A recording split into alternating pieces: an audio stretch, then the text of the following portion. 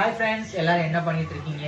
இன்னைக்கு எங்க வீட்டில் என்னன்னா, எங்க அம்மா தோசைன்ற பேர்ல எல்லாத்தையும் பிச்சி பிச்சி வச்சிருக்கு. ஏன் கேட்குறீங்களா?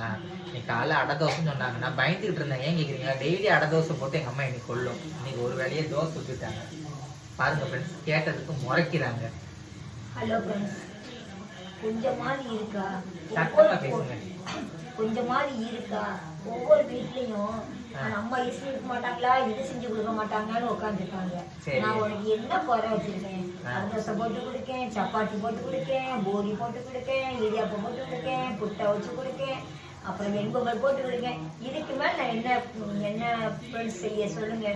இந்த வயசுல அம்மா செஞ்சு கொடுத்தது எவ்வளவு பெருசு. பின்னிட்டு பேசாம கிடக்க அது சொட்ட இது சொட்டேன்னு சொல்றாங்க.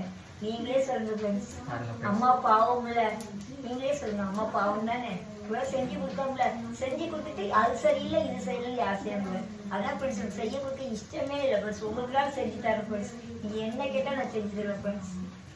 Thank you very much. Thank you friends, பாய்.